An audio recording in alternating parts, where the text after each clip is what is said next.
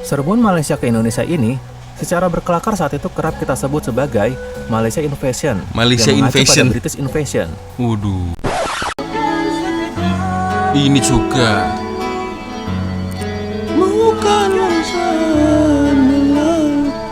Wah, ini aku kira malah dari Indonesia, geng. Ternyata dari Melayu, ya Allah.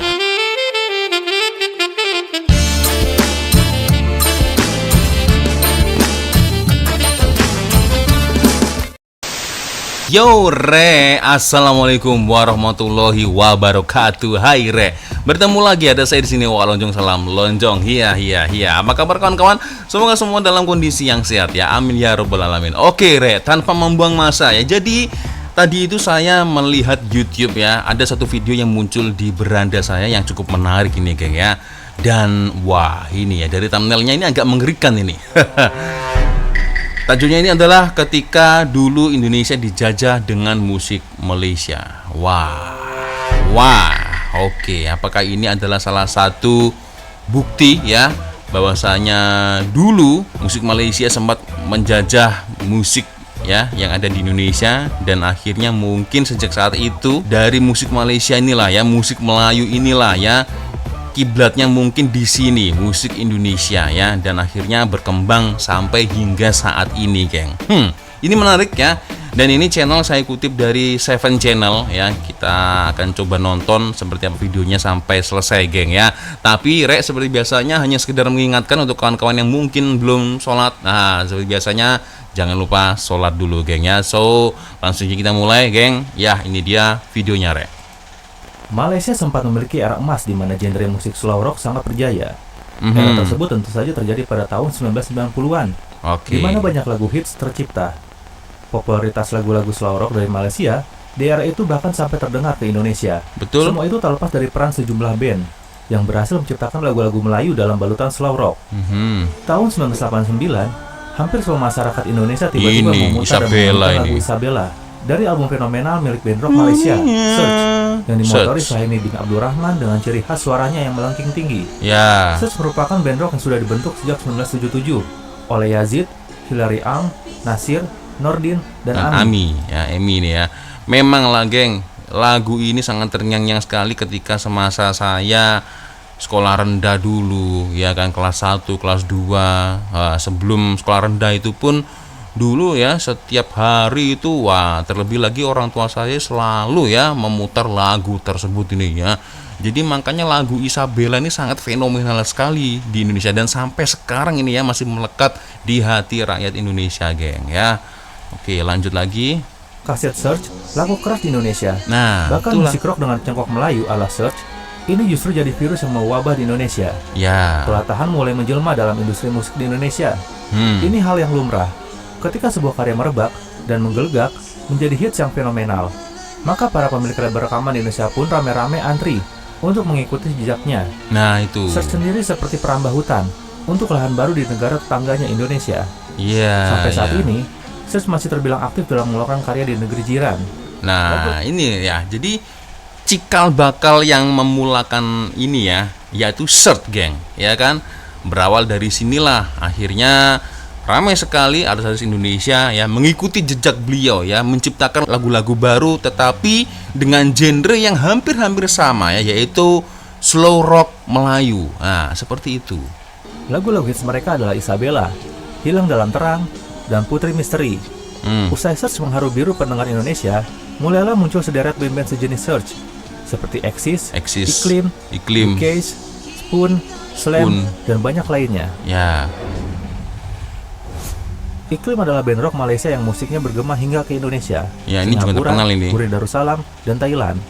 Genre slow rock yang dibawakan mampu dipoles menjadi sebuah musik yang masuk ke berbagai kuping manusia.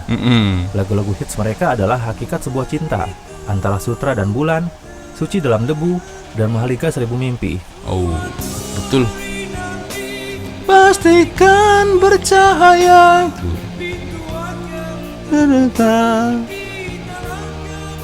Ini juga terkenal lagu ini. Axis, band asal Johor Bahru ini sudah dibentuk sejak tahun 1991 dan memulai perjalanannya lewat lagu Untukmu Ibu. Namun kesuksesan besar Exis justru didapat lewat lagu Alasanmu, Mencari Alasan. Ya. Lagu-lagu hits lainnya seperti Bui Jadi Permadani, Dirantai Digelangi Rindu, dan Mengintai Dari Tirai Kamar.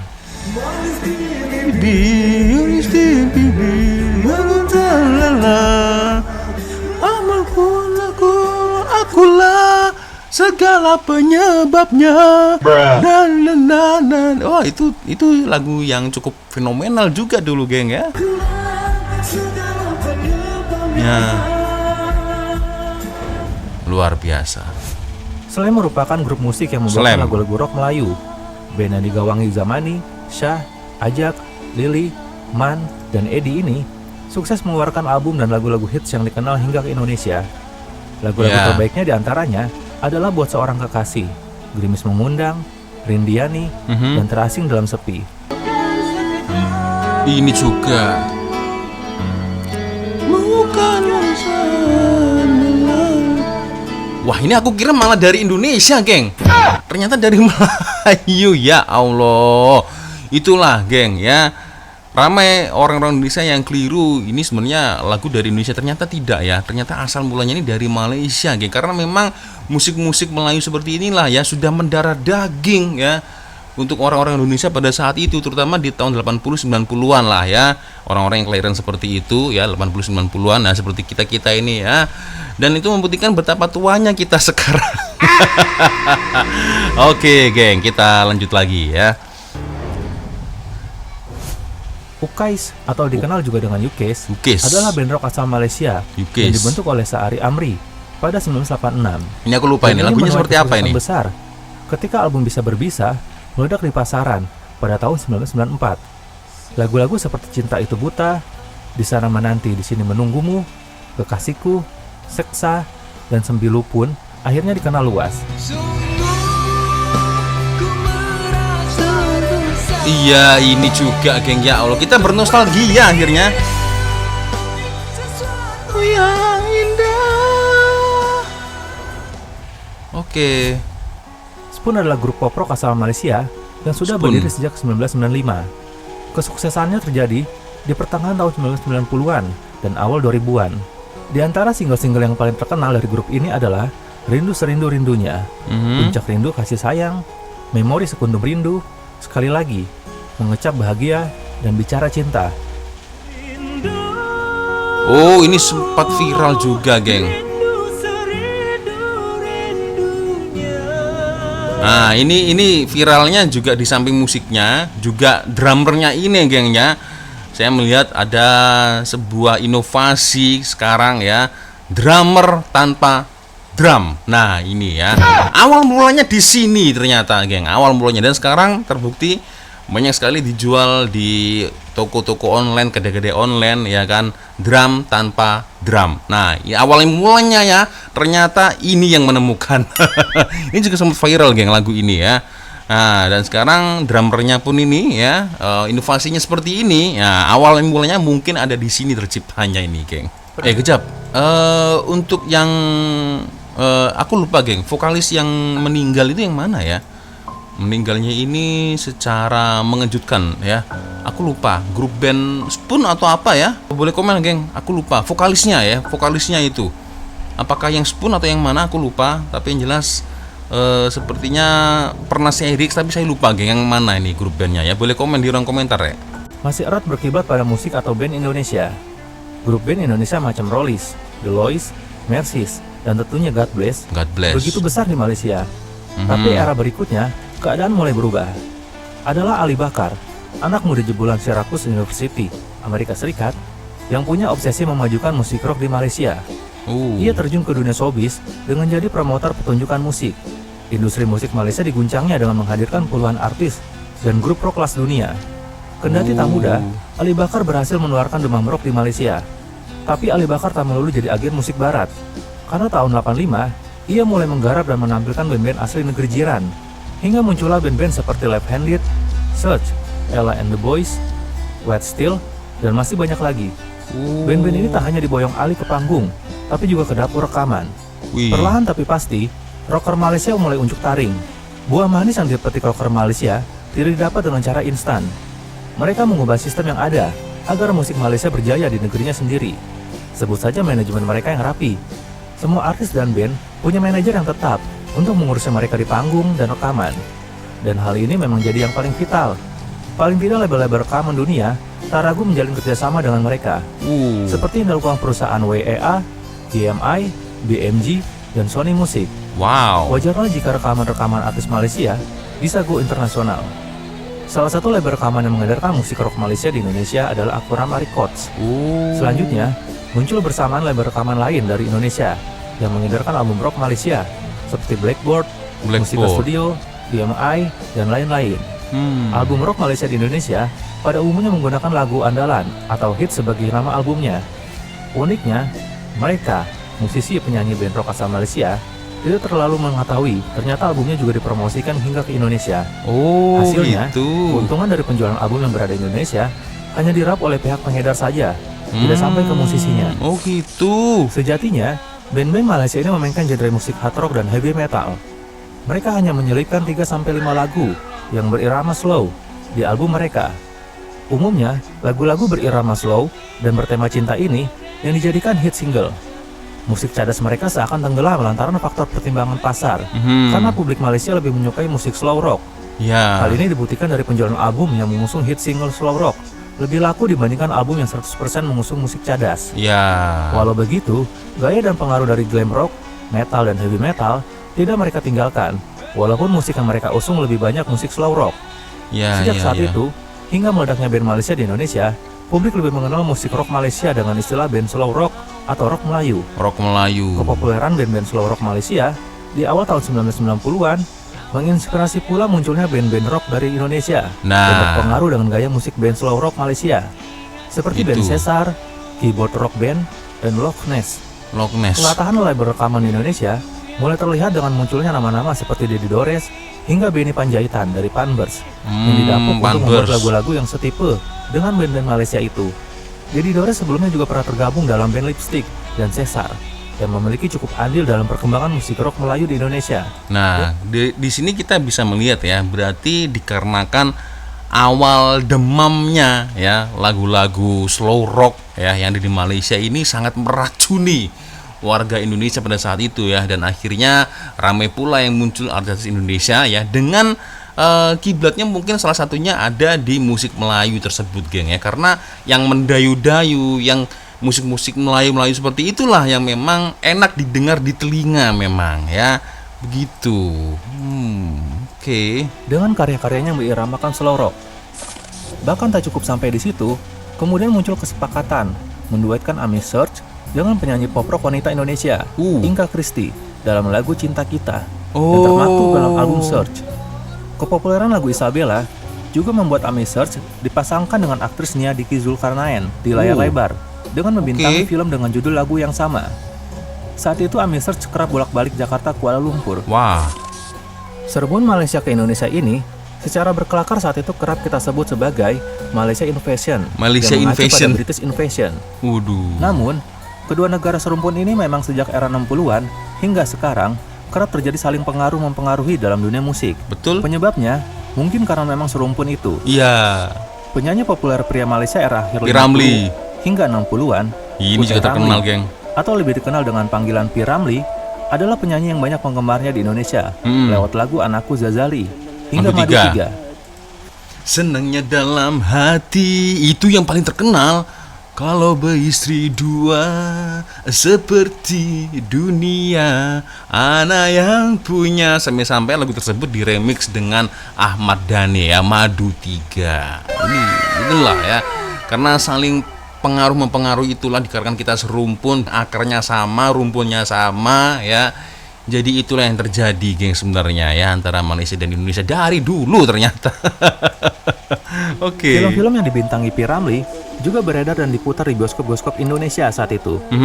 Lalu muncul tandingan dari Indonesia, yaitu penyanyi Said Effendi yang menyanyi dengan cengkok Melayu yang cum laude. Tak heran jika Said Effendi seolah merupakan jawaban Indonesia atas invasi yang dilakukan Malaysia lewat tenggorokan emas P. Ramlee. Di Indonesia sendiri, tak sedikit yang terkecoh menyangka Said Effendi adalah penyanyi dari negeri jiran Malaysia. Said Effendi pun juga memiliki banyak penggemar di Malaysia. Ya gimana tidak terkecoh? gimana tidak menanggapi kalau wah ini dari Malaysia, dari namanya saja serupa dengan Malaysia, ya kan? Dari tampilannya pun, nah sama, pakai songkok, ya kan? Pakai baju seperti ini, orang pasti mengira oh ini dari Malaysia ini, ya kan? Ya karena itulah satu akar satu rumpun itu tadi, ya kan? Bohong kalau kalian tidak mau disebut serumpun dengan Malaysia. Ini buktinya sudah dari dulu ini, geng ya. Lalu terbetiklah kabar bahwa P. Ramlee itu sendiri sebetulnya berasal dari Indonesia. Ya. Konon dia adalah keturunan Aceh. Turunan Aceh. Banjirnya band-band Malaysia yang menyerbu pasar musik di Indonesia tidak tanpa halangan. Kekhawatiran pelaku industri musik di Indonesia direspon pemerintah Indonesia dengan membatasi penampilan band-band Malaysia di media-media. Bila bersedia tampil di televisi, yang saat itu TVRI dan stasiun radio, mereka wajib mengubah atau menyesuaikan judul dan lirik lagu ke dalam bahasa Indonesia. Dari Selain situ itu, ya. penyanyi solo dari Malaysia harus berduet dengan penyanyi Indonesia, seperti yang dilakukan oleh Ami Search dengan Inka Christie dan Rahim Maruf dengan Connie Dio. Berkolaborasi Sebelum lah. musik slow rock Malaysia membanjiri industri musik Indonesia, di tahun 1986 tercatat pula kehadiran penyanyi wanita Malaysia bernama Sheila Majid. Nah ini Musiknya berbicara dengan Sheila Majid ini geng ya, jadi ketika saya awal-awal dulu mungkin sekitar 2 tahun ya, saya mengira malah Sheila Majid itu dari Indonesia awalnya. Nah karena itulah ya ga, jadi ternyata tidak hanya saya saja tetapi ramai juga orang Indonesia menyangkanya seperti itu ya kan. Ini orang Indonesia atau orang Malaysia ya, dikarenakan karena kita mempunyai akar yang sama, rumpun yang sama, kebiasaan yang sama, jadi banyak yang salah mengira geng ya kan. Itu oke, kembali ke Sheila Majid ini. musiknya agak berbeda, nyaris tanpa cengkok Melayu. Angkanya Sheila Majid lebih banyak terpengaruh dengan gaya R&B. Dalam pengakuannya, Sheila Majid banyak mengadopsi teknik dan gaya bernyanyi Vina Panduwinata.